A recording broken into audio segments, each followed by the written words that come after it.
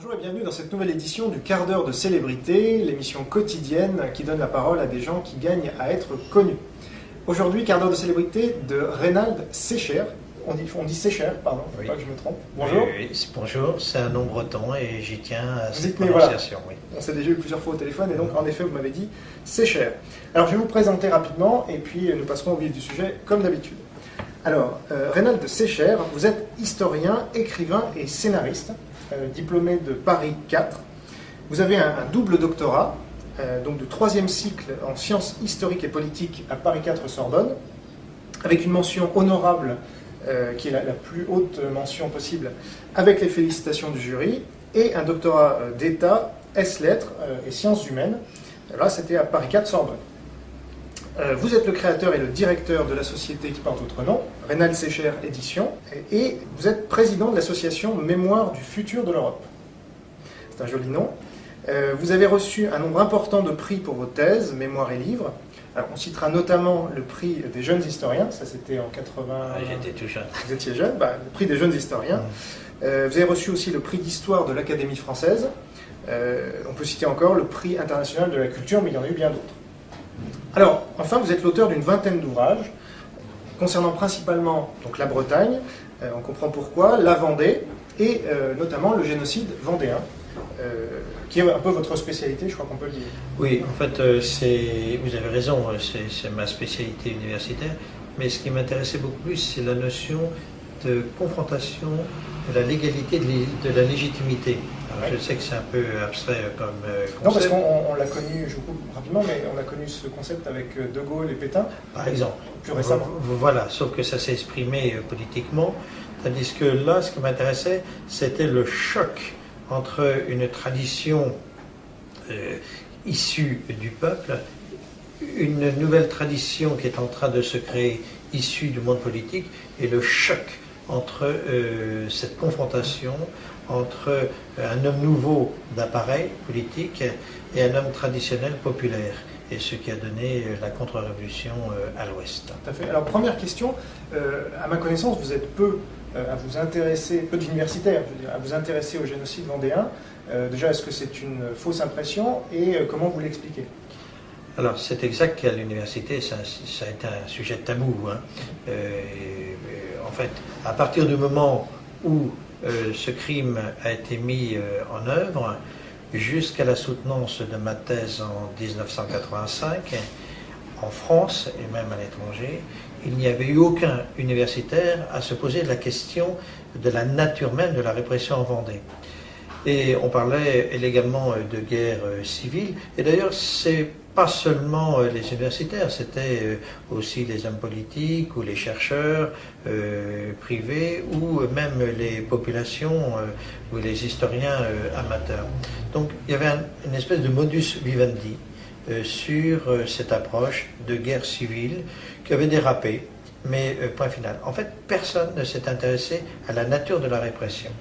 Et ce n'est vraiment que par hasard que j'y étais amené à me poser cette question, grâce à un homme d'exception qui est Jean Meyer, qui est un malgré nous, qui a servi toutes les armées alliées, sauf l'armée française, et allemande bien entendu, et qui, lorsque il est rentré de nouveau dans la vie civile, est devenu historien. Et comme il a failli habiter en Vendée militaire, il a découvert cette histoire, et notamment ce silence. Et ce silence était tellement fort pour lui, puisqu'il le connaissait d'une autre manière, puisqu'il avait vécu une histoire silencieuse, il a eu envie de s'y pencher, d'y réfléchir, et j'étais l'étudiant choisi. D'accord.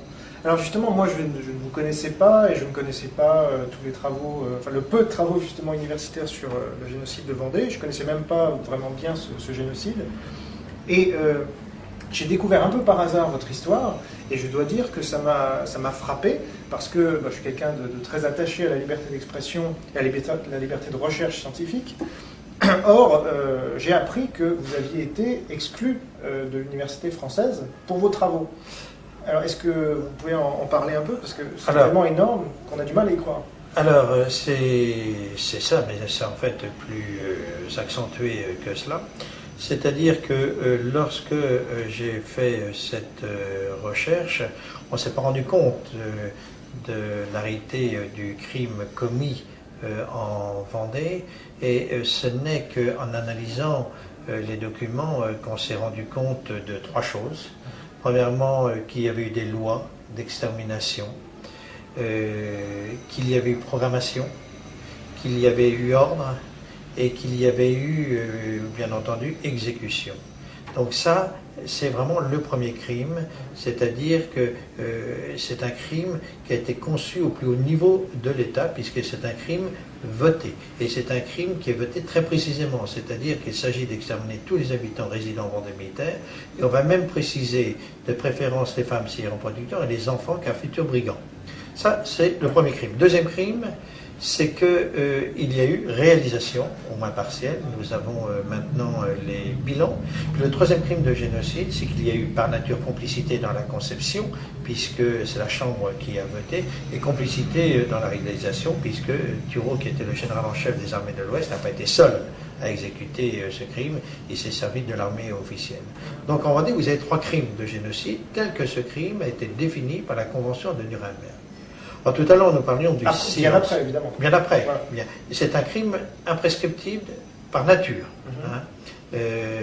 Donc, le crime de la Vendée est un crime qui n'est pas prescrit par les 200 ans d'histoire les 200 ans donc, qui nous séparent des événements. Alors, donc, qu'est-ce qui s'est passé? Il s'est passé que la recherche qui a été mienne a été faite dans un contexte politique très passionné, puisque nous étions à l'aube des commémorations du bicentenaire de la Révolution française. Donc avec ce cher François Mitterrand. Avec François Mitterrand au pouvoir, et que François Mitterrand voulait faire une fête universelle, totale, indiscutable. Et que ce génocide était une grosse tâche par rapport à cette commémoration. En fait, c'était une double tâche. Une double tâche parce que la Révolution française avait fait ce premier génocide idéologique, et deuxièmement parce que non seulement on ne se souvenait plus, mais il y avait tout en route de mis en place tout un système de négation ou de revision ou de manipulation de cet événement. Donc il y avait ce double crime de commis vis-à-vis de la Vendée. Et lorsque j'ai soutenu ma thèse, effectivement, en raison du contexte, ça suscitait un certain nombre de passions. Alors qu'est-ce qui s'est passé très précisément? C'est-à-dire qu'effectivement, le pouvoir en place ne voulait pas que cette thèse soit soutenue. Donc on a essayé donc, de faire pression sur moi directement et indirectement pour pas qu'il y ait soutenance. Comment on a fait pression sur vous? Oh, c'est vraiment très simple. Je peux vous dire que pour faire pression, il y a la tentative d'achat.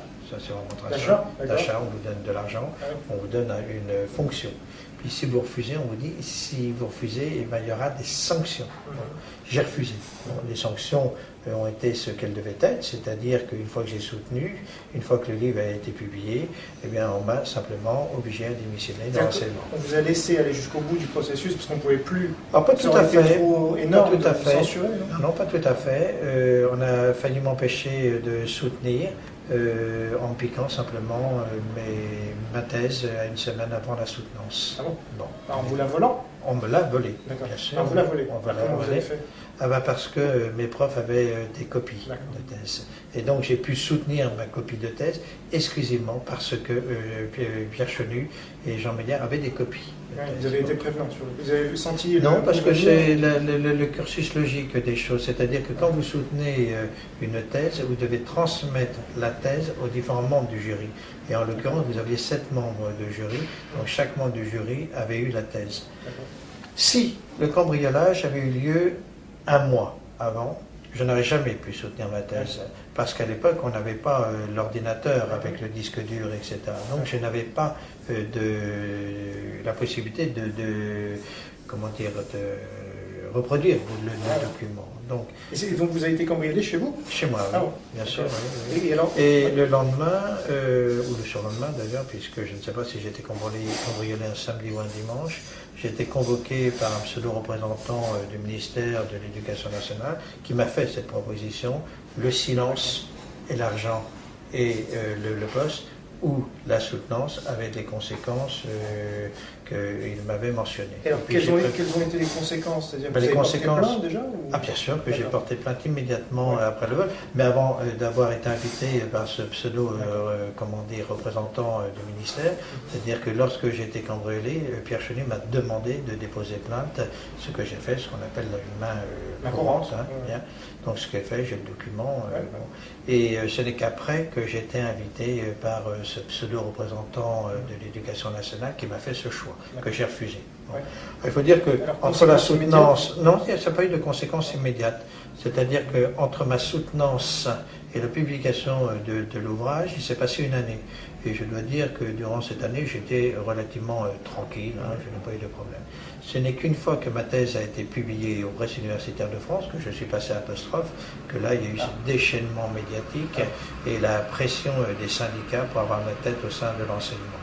Alors, vous savez, pour faire démissionner quelqu'un de l'enseignement, c'est très simple. Il suffit de le harceler. Vous ne résistez pas. Donc la première année, j'ai demandé un congé sabbatique tellement c'était lourd, difficile. Et la deuxième année... Ça se manifeste comment pour que nos auditeurs... comment cela se manifeste? Je l'ai raconté dans un livre sur le système de dépopulation, parce qu'à l'époque, je suis bien entendu ce que vous disiez tout à l'heure, un chercheur en sciences historiques, mais je suis juriste aussi. Et à chaque fois qu'il m'arrivait quelque chose, bien entendu, je protestais officiellement en envoyant une lettre, etc. Donc tout ça, c'est retranscrit. Je ne savais pas d'ailleurs que je pourrais l'exploiter plus tard, mais je suis toujours très précis dans ce qui m'arrive et dans ma réaction. Donc comment est-ce que ça s'exprime? D'une manière tracassière, c'est-à-dire que en permanence on vous tracasse. Un exemple précis, on vous nomme comme professeur dans une classe et lorsque vous arrivez dans la classe, vous avez un professeur qui vous chasse en disant non, tu n'es pas dans cette classe, mais tu viens d'être nommé dans une autre classe. Donc on se retrouve dans une autre classe sans être au courant. Deuxième tracasserie, les profs qui ouvrent la porte quand vous donnez le cours et puis qui vous insultent en vous traitant de tous les noms. Ça s'appelle... Mais vous pensiez que c'était un complot contre vous? C'était concerté? Bien sûr, c'était concerté. Et à la fin, le directeur me convoque en disant bon, tu troubles l'ordre public en fait. C'est soit grève, soit ta tête. Est-ce que tu aurais la gentillesse de donner ta tête? Parce que ce qu'on sait généralement, en tout cas de l'extérieur, c'est qu'il est très difficile de virer quelqu'un de l'éducation nationale. Il faut vraiment aller très loin en tant que professeur, je ne sais pas moi, faire acte de pédophilie par exemple, pour être viré. Et vous, simplement pour votre thèse, vous avez été... Ah oui, parce que, vous étiez jeune à l'époque, il y a eu un certain nombre de critiques. Alors évidemment, tout ça a beaucoup évolué en 20 ans, puisque maintenant, je crois qu'il y a peu de personnes qui discutent la notion de génocide en Vendée. Mais à l'époque, c'était vraiment une remise en question totale de tout ce qui avait été écrit sur la Révolution française, puisque l'approche que nous avions de la Révolution française à l'époque était l'approche marxiste. Nous étions avant 89. Et cette approche était indiscutable et indiscutée. C'est-à-dire que la Révolution française se devait être merveilleuse. Il y avait le avant et le après. Bon. Et c'est tout ça que je remettais en question. C'est-à-dire que, bien sûr qu'il y avait le avant et le après, sauf que la Révolution française avait donné naissance à la matrice du premier génocide idéologique de l'histoire de l'humanité, mais aussi c'était la matrice des autres génocides, comme on l'a démontré par la suite. Alors, comme le temps passe vite, parce que c'est passionnant, on arrive déjà au terme de votre quart d'heure aux célébrités. Mais j'aimerais quand même vous poser une question. Est-ce qu'on peut vraiment accuser toute la Révolution d'être responsable de ce génocide, sachant, on le sait très bien maintenant aussi, il y a eu au moins deux courants principaux dans la Révolution française. Et donc, est-ce que vous accusez les deux courants, aussi bien 89 que 93, ou alors c'est plus large? Moi, je n'accuse rien ni personne. Moi, je suis un universitaire, j'analyse les choses. Je ne prends pas position pour ou contre, ce n'est pas mon problème. J'essaye d'analyser les événements et d'en tirer les conclusions. Bien. Moi, ce que je constate, c'est que à partir d'avril 1793, au plus haut niveau de l'État, on a décidé d'exterminer une portion de la population française, d'anéantir une partie du territoire de France, parce qu'on considérait que les habitants qui habitaient là n'était plus politiquement accepté. Donc on va tuer les gens, non pas pour ce qu'ils ont fait, parce qu'ils sont contre-révolutionnaires, mais pour ce qu'ils sont. Voyez. Et ça, c'est la première chose que je constate. La deuxième chose que je constate, que si Robespierre avait duré au pouvoir, il avait prévu d'étendre cet ostracisme à d'autres régions, et notamment à la Bretagne. Cet ostracisme, c'est un euphémisme. Et bien entendu, ce crime de génocide à d'autres régions. La deuxième région c'était programmée, c'était la Bretagne, puis il y en a eu d'autres après. Selon le principe rousseauiste, si le peuple ne pense pas bien, il faut changer le peuple. C'est vraiment très clair, c'est vraiment très ça. Puis la troisième chose que je constate, c'est que